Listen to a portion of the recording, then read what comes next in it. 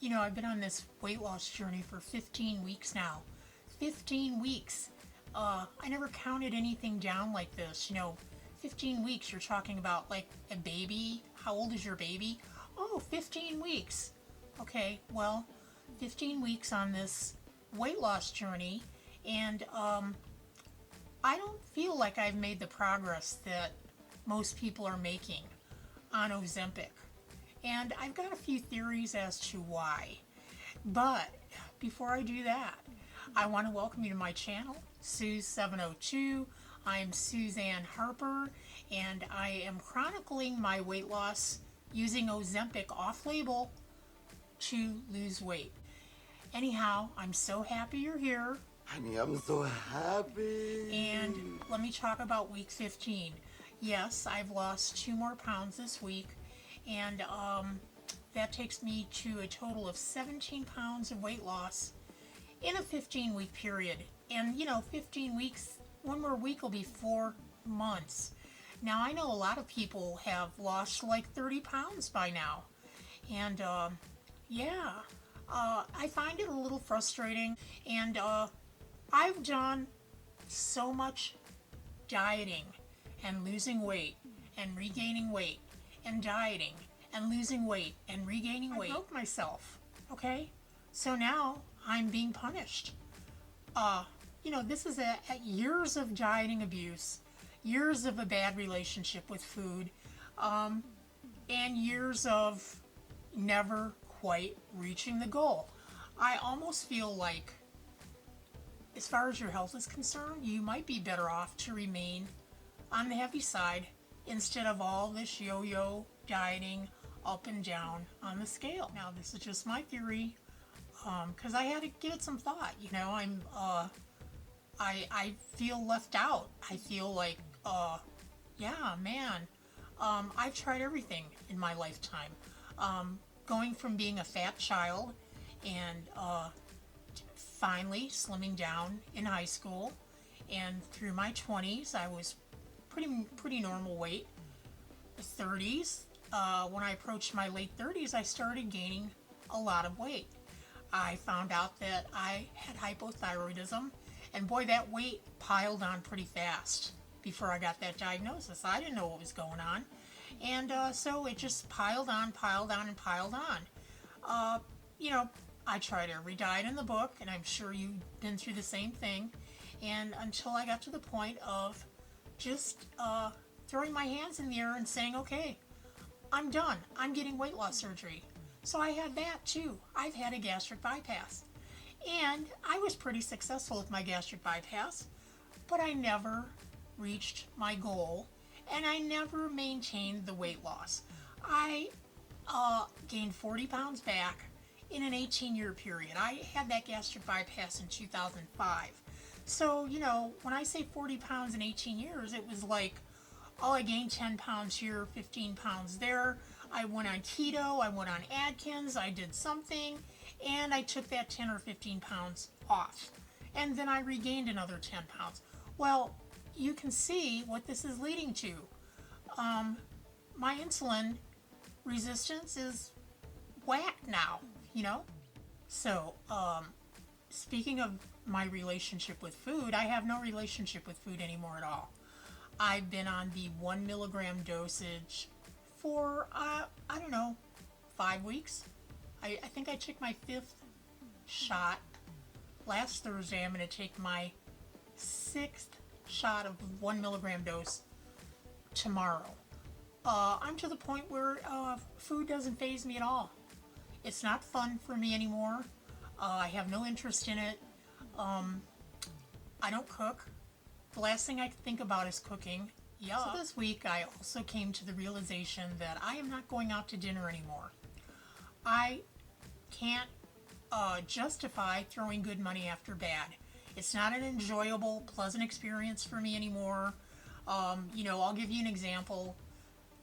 Okay, if you come to Las Vegas, there is a restaurant in the Golden Nugget called the Chart House. This is my example. Fabulous steakhouse. Superb.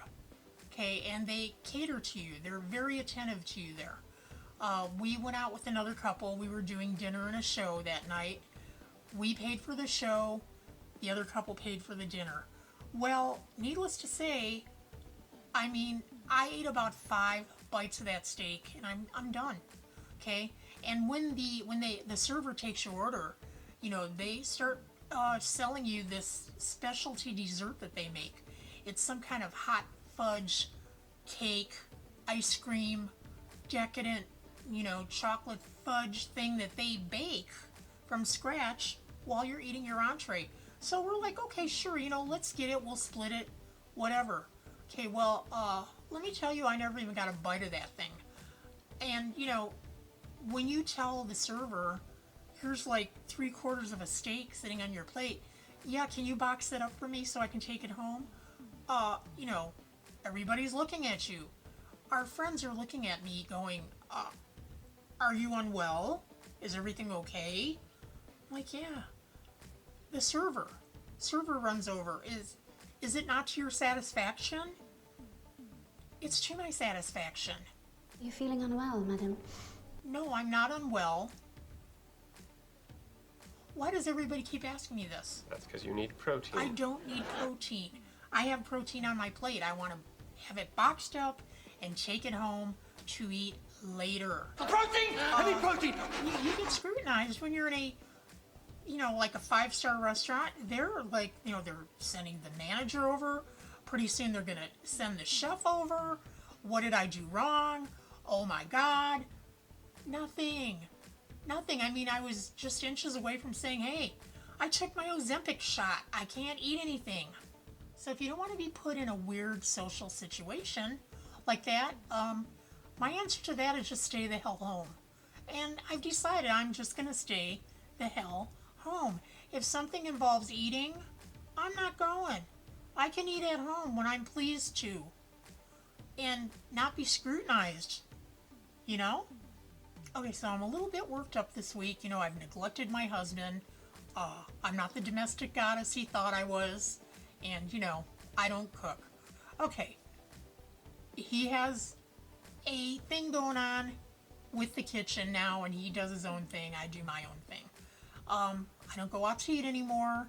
And then, to add to my week this week, I heard from my insurance company, Aetna, and they've informed me that my copay for my Ozempic refills now are $170. Okay, I was paying $47 copay up until this month. I just had a refill. I just dipped in and paid $170 out of pocket, and not a big deal. Okay, you know, I gotta have my mojo. You gotta have mojo, baby. Yeah! So I'm gonna pay the $170, but I'm mad. I mean, I wish I could call somebody. Get me the president! I wasn't gonna get political. I don't want to get political on this channel. This is not what the channel's about. But I'll tell you what, you know, it's about time that we have universal health care and some kind of universal prescription coverage that you know, in a perfect world, nobody would pay more than $25 copay for this medication. Okay? I mean, it's ridiculous. Big Pharma is getting too big, too rich, too greedy, and people are not getting help the way they should be helped. Okay? So that's my take on that. Breathe. You know, I mean, the reality is, in the richest country in the world, you've got other countries taking care of their citizens much better than we are taken care of here. And it's all due to corporate greed. Okay? And that's the reality. You know, I don't know if that's ever going to change in my lifetime. I hope it changes in your lifetime. And I hope you back the people that can make the change. Okay. So, this was my week number 15. And I'm sorry I got on the soapbox here, but, you know, I got a little bit worked up. And I don't like to be worked up, you know. I want to be happy. I want to have fun. I don't want this to be a struggle. I want to have a good time losing this weight, and I want you to enjoy the journey as well. So take it easy this week. Be good to yourself. I hope you've lost a couple pounds. I hope you lost more than that. If not, I hope you have at least maintained where you are now, because that's a good thing too. This is Sue 702. I think I better blow out of here. It's disco night at our community center. So maybe I'm going to get myself ready and go out there and boogie down a little. Have a good week, everyone. I'll talk to you soon. Take care. Bye.